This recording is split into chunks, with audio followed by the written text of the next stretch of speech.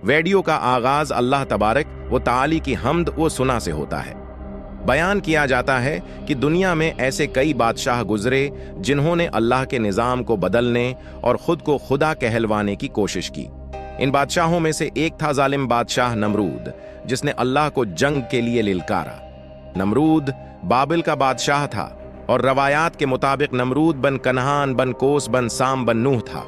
अल्लाह ने उसे पूरी जमीन पर हुकूमत अता की थी और उसने 400 साल तक हिक्मरानी की, लेकिन वो जालिम, सरकश और बदप्रस्त बादशाह था जो अपने आप को खुदा कहलवाता और अपनी इबादत करवाता था। नमरूद के दौर में बदप्रस्ती आम थी। लोग अल्लाह को छोड़कर मुख्तलिफ बतों की इबादत करते थे और नमरूद को भी खुदा मानते थे। नमरूद ने खुद को खुदा के तौर पर पेश किया और अपनी कौम से अपनी इबादत का हुक्म दिया। अल्लाह ने इस गमराह कौम की हदायत के लिए हज़रत इब्राहीम को नबी बनाकर भेजा। हज़रत इब्राहीम वाहिद शख्स थे जो अल्लाह की वहदानियत पर ईमान रखते थे और बतों की इबादत के सख्त खिलाफ थे। उन्होंने अपनी कौम को अल्लाह की इबादत करने की दावत दी। हज़रत इब्राहीम ने अपनी कौम को समझाया कि अल्लाह एक है और हमें सिर्फ इसी की इबादत करनी चाहिए। लेकिन कौम ने अपनी ज़द और बदपरस्ती नहीं छोड़ी।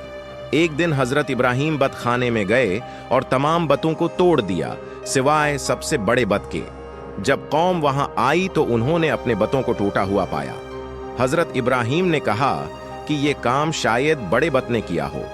कौम जानती थी कि हज़रत इब्राहीम ही बतों की मुखालफत करते हैं, इसलिए उन्होंने आपको उस वाक़ये का जिम्मेदार ठहराया और सज़ा देने का मंसूबा बनाया। कौम हज़रत इब्राहीम को नमरूद के दरबार में ले गई और बादशाह को उनके खिलाफ अकसाया। नमरूद ने हज़रत इब्राहीम को सख्त सज़ा देने का फ़ैसला किया।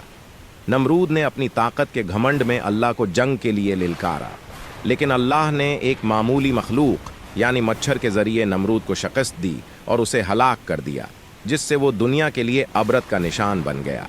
वीडियो के आखिर में सामाईन को दावत दी जाती है कि वो नमरूद के अंजाम से सबक हासिल करें और अल्लाह की वहदानियत पर ईमान लाएं।